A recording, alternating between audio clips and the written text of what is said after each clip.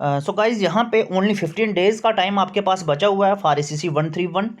तो उसके लिए हम यहाँ पे जनरल साइंस की मोस्ट इंपॉर्टेंट वीडियो लेके आए हैं। सॉल्व प्रीवियस ईयर क्वेश्चंस पे ये वीडियोस आपके लिए बैक टू बैक मिल रही हैं और ये पार्ट नंबर 2 रहेगा फॉर ACC 129 का, ठीक है। और जो कैंडिडेट्स ACC 131 और 132 के लिए प्रिपरेशन कर रहे हैं तो उनके लिए वीडियो मोस्ट इंपॉर्टेंट रहेगी। तो जल्दी से हम स्टार्ट करते हैं, सीधे आते हैं हम फर्स्ट स्लाइड पे। यहाँ पे हमारा आज का पहला क्वेश्चन रहेगा, that is the interaction in which two or more individuals trying to gain control of the same resource। यहाँ पे हमें क्या बोला गया है कि वो इंट्रैक्शन यहाँ पे दो या दो से ज़्यादा इंडिविजुअल्स क्या करते हैं, सेम रिसोर्स को पाने की कोशिश करते हैं, ठीक है। एक सेम रिसोर्स के लिए दो या दो से ज़्यादा इंडिविजुअल्स के बीच में जो इंट्रैक्शन रहती है उस इंट्रैक्शन को क्या कहा जाता है।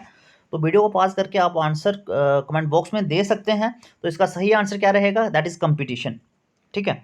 इसके अलावा जो आपके पास ऑप्शंस हैं, बट इज प्रीडेशन। प्रीडेशन क्या होता है, देखो इसमें क्या होता है प्रीडेशन में, जो कि आपके पास ऑप्शन नंबर ए है। इसमें जो इंट्रैक्शन रहती है ऑर्गेनिज्म के बीच, एक ऑर्गेनिज्म दूसरे को क्या करता है, खाता है। जैसे लाइन आ गया, टाइगर आ गया, शार्क्स आ गए, स्नेक्स आ गए, ये एक दूसरे को एक ऑर्गेनिज्म दूसरे को खाता है, तो उनके बीच जो इंट्रैक्शन रहती है उसे प्रीडेशन कहा जाता है। तो ऑप्शन नंबर ए का मैंने आपको बता दिया। दैन इसके बाद हम डिस्कस करते हैं ऑप्शन नंबर बी। तो बी क्या होता है, पैरासाइटिज्म क्या होता है, ये भी रिलेशनशिप रहता है लिविंग स्पीशीज के बीच। यहाँ पे एक ऑर्गेनिज्म दूसरे से बेनिफिट लेता है, एक ऑर्गेनिज्म दूसरे से कहता है बेनिफिट लेता है, one organism is benefited by the other. तो अगर आपको एग्जाम में पूछा जाता है the interaction in which one organism is benefited by the other, that is known as parasitism, ठीक है। तो 3 क्वेश्चन आपके यहाँ से निकल रहे हैं। तो इस क्वेश्चन का सही आंसर क्या था, यहाँ पे एक ऑर्गेनिज्म क्या करता है, सेम रिसोर्स को पाने के लिए टू या टू से ज़्यादा ऑर्गेनिज्म या इंडिविजुअल्स कोशिश करते हैं, that interaction is known as competition, ठीक है। आई होप ये आपको 3 क्वेश्चंस क्लियर हो चुके होंगे। और इससे पहले प्रीवियसली जो हमने वीडियोस प्रीवियस ईयर क्वेश्चंस पे लाए हैं तो उनको भी ज़रूर देखें, ठीक है। हम बढ़ते हैं नेक्स्ट क्वेश्चन पे। नेक्स्ट क्वेश्चन में क्या बोला है, which of the following one is used as a common preservative. तो इनमें से किसका यूज़ करा जाता है एज ए प्रिजर्वेटिव, खाने को फ्रेश रखने के लिए यूज़ किसका करा जाता है। तो क्या सल्फर डाइऑक्साइड का करा जाता है, सॉर्बिक एसिड या बेंजोइक एसिड का यूज़ करा जाता है, या सबका करा जाता है। तो इसका सही आंसर क्या रहेगा, all of them. Sorbic acid का भी यूज़ करा जाता है, सल्फर डाइऑक्साइड का भी करा जाता है, बेंजोइक एसिड का भी यूज़ करा जाता है खाने को फ्रेश रखने के लिए। इसके अलावा मैं आपको बता दूं कि अगर आपके पास ऑप्शंस में एसिडिक एसिड होता या फॉर्मिक एसिड होता देन वो भी करेक्ट आंसर होता। तो आप कमेंट बॉक्स में बताएं कि एसिडिक एसिड का फॉर्मूला क्या होता है एंड फॉर्मिक एसिड का फॉर्मूला क्या होता है, मॉलिक्यूलर फॉर्मूला, ठीक है। इसके अलावा सोडियम बेंजोइट का भी एज ए प्रिजर्वेटिव यूज़ करा जाता है। सोडियम क्लोराइड NaCl जिसे हम कॉमन साल्ट कहते हैं, उसका भी as a common preservative use करा जाता है, ठीक है। तो आई होप ये आपको क्लियर हो चुका होगा। नेक्स्ट क्वेश्चन पे बढ़ते हैं। अब यहाँ पे क्वेश्चन में क्या बोला गया, क्वेश्चन नंबर 116। इसमें क्या करा है, टेम्परेचर आपको फॉरेन हीट में दिया है और सिंपली आपको यहाँ पे सेल्सियस में इसको कन्वर्ट करना है, ठीक है। और अगर यहाँ पे देखो 2000 लिखा हुआ है, बट अगर 2000 के हिसाब से ये क्वेश्चन रहता तो इसका आंसर 1093 रहना था, बट ऑप्शन में 1093 नहीं है, ठीक है। और नन ऑफ दीज भी नहीं है। तो यहाँ पे आपको क्या करना है, 200 फॉरेन हीट के हिसाब से इस क्वेश्चन को परफॉर्म करना है। देखो इसमें एक ही फार्मूला आपको याद रखना है। अगर आपको क्वेश्चन चाहे फॉरेन हीट में दिया और आपको सेल्सियस में कन्वर्ट करना है, या सेल्सियस में दिया और फॉरेन हीट में कन्वर्ट करना है, तो वन फार्मूला आपको याद रखना है, दैट इज, मैं यहाँ पे लिख लूँ F, that is Fahrenheit equals to Celsius multiply 9/5 + 32।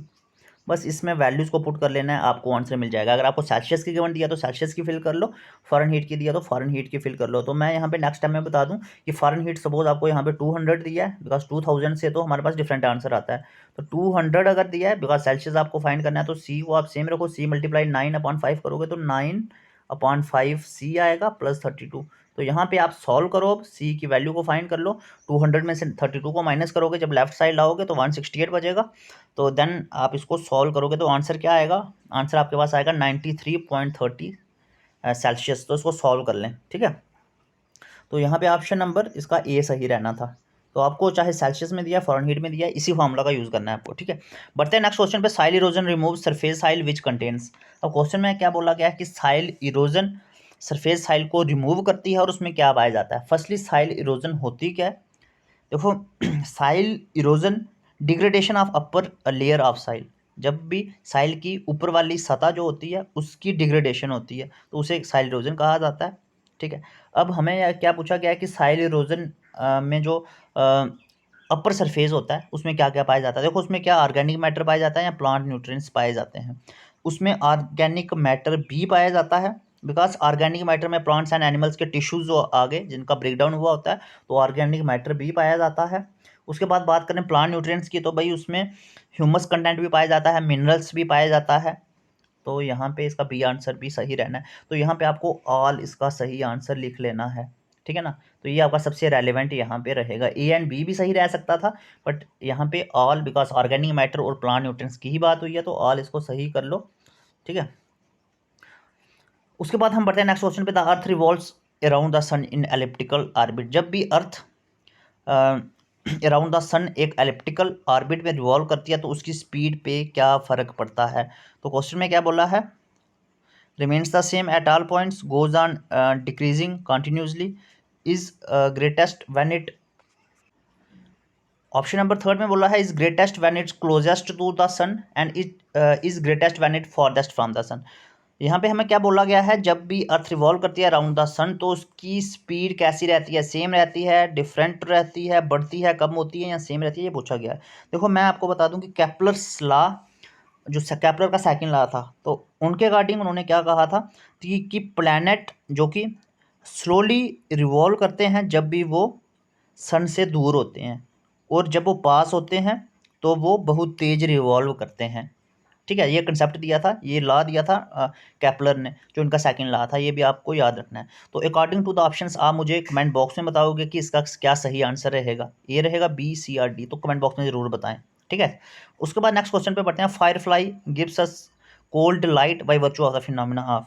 Fire fly जो कि एक कोल्ड लाइट देती है, इसके पीछे क्या रीज़न होता है, तो इसका मैं आपको सही आंसर बता दूं। इसका रीज़न होता है कैम्युलिमिसेंस, ठीक है, कैम्युलिमिसेंस इसका सही आंसर रहेगा। और इसका रीज़न क्या रहता है कि फायर फ्लाई में एबिलिटी होती है कि वो एक उनके पास एक उसके पास एक नेचुरल लाइट होती है जिस, और उसको क्या कहा जाता है, बायोलुमिनिसेंस। जिसके पास भी एक नेचुरल लाइट होती है उसे बायोलुमिनिसेंस कहा जाता है। बट यहाँ पे क्वेश्चन में अकॉर्डिंग टू द ऑप्शंस क्या बोला गया कि फायर फ्लाई में जो कोल्ड लाइट होती है उस फिनोमेना को कैम्युलुमिनिसेंस कहा जाता है, ठीक है। बाकी ऑप्शंस की भी हम यहाँ पे वन बाई वन बात करेंगे। तो ऑप्शन नंबर ए जो आपके पास है, अफ्रीविसेंस किसे कहा जाता है। देखो जब भी एक एक्वस मीडियम में जब भी कोई रिएक्शन होती है और गैसियस प्रोडक्ट बनता है in the form of bubble, तो उस प्रोसेस को क्या कहा जाता है, एफिरविसेंस कहा जाता है, ठीक है। नेक्स्ट ऑप्शन की बात करते हैं, फ्लोरिसेंस के किसे कहा जाता है। तो मैं आपको बता दूं कि बहुत सारे केमिकल्स रेडिएशंस को एब्जॉर्ब करने के बाद विजिबल लाइट देते हैं, तो इस प्रोसेस को फ्लोरिसेंस कहा जाता है। तो ऑप्शन नंबर सी मैंने आपको बता दिया। देन ऑप्शन नंबर डी हम डिस्कस करते हैं, फास्फोरिसेंस किसे कहा जाता है। यहाँ पे क्या होता है कि जब भी कोई भी सब्सटेंस जो कि क्या करता है, जो एनर्जी एब्जॉर्ब करता है, किसी भी तरह की एनर्जी को एब्जॉर्ब करता है और वो in the form of light उस एनर्जी को रिलीज कर देता है, ठीक है। इस प्रोसेस को क्या कहा जाता है, फास्फोरिसेंस कहा जाता है। मैं एक बार फिर से रिपीट कर दूं कि कोई भी सब्सटेंस जब in the form of energy क्या करेगा, एब्जॉर्ब करेगा उसको और in the form of light उसको रिलीज कर देगा, that process known as phosphorescence. तो चारों ऑप्शन यहाँ पे आपको क्लियर हो चुके होंगे और इस पे से कोई भी क्वेश्चन आपको आता है तो आप इजिली कर लोगे। तो फायर फ्लाई जो कोल्ड लाइट देती हैं उसको कैम्युलिमिनेसेंस कहा जाता है, और अगर आपको पूछा जाए कि फायर फ्लाई में जो एबिलिटी होती है लाइट देने की उसे कहा जाता है, उसे बायोलुमिनेसेंस कहा जाता है, ठीक है। और इसके साथ ही मैं आपको बता दूं कि ACC 131 के लिए जो आपके पास पेंडिंग 15 डेज़ का टाइम बचा है, गारंटेड सिलेक्शन अगर चाहते हैं, 100% सिलेक्शन अगर आप चाहते हैं और अगर आप 15 दिन एफर्ट लगा सकते हैं, आप हार्डवर्क कर सकते हैं, तो यहाँ पे हम आपको एक प्रॉपर स्ट्रैटेजी यहाँ पे देंगे। देखो इसमें आपको ऐसे आप कोर्स में इनरोल होते हैं और प्रिपरेशन स्टार्ट करना चाहते हैं तो PDF नोट्स हम आपको देंगे, हम आपको मैराथन क्लासेस देंगे, हम मॉक टेस्ट आपके करवाएंगे, डाउट क्लियरिंग सेशंस आपके 15 दिन तक चलेंगे। यहाँ पे आपकी टीचर्स के साथ पर्सनल इंटरेक्शन रहेगी।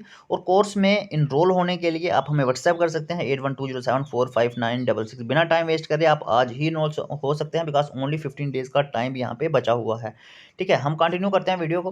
अब नेक्स्ट क्वेश्चन की में क्या बात हुई है, क्लोन इस group of individuals obtain through. भाई क्लोन किससे ऑब्टेन्ड होता है, ये पूछा गया। फर्स्टली क्लोन होता क्या है, हमारे पास एक एग्जैक्ट कार्बन कॉपी जो कि उसके जेनेटिक पेरेंट्स से मिलती है, ठीक है। जेनेटिक पेरेंट्स की तरह एक सेम कार्बन कॉपी को क्या कहा जाता है, क्लोन कहा जाता है।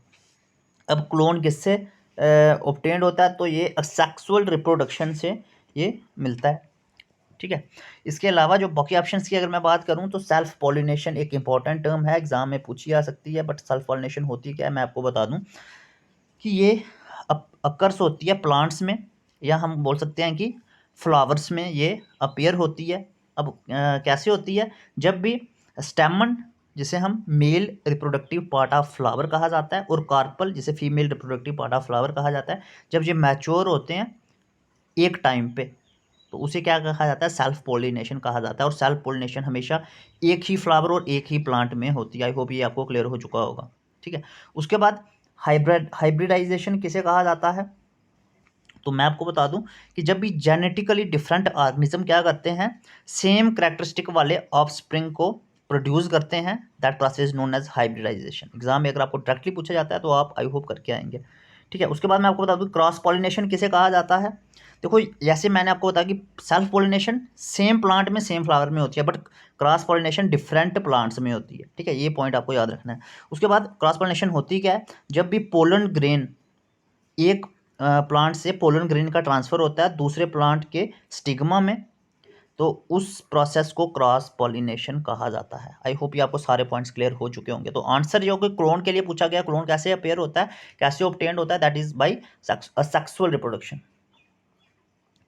देन बढ़ते हैं नेक्स्ट क्वेश्चन पे, हु डिस्कवर न्यूक्लियस। बहुत ही इंपॉर्टेंट और बहुत ही जनरल क्वेश्चन है। न्यूक्लियस को डिस्कवर किसने करा था, रॉबर्ट हुक ने करा था। ऑप्शन नंबर ए इसका सही आंसर रहेगा। और ये जो क्वेश्चन है, ये एग्जाम में आए हुए क्वेश्चन हैं, सेम पैटर्न के क्वेश्चन रिपीट होते हैं हर बार एग्जाम में।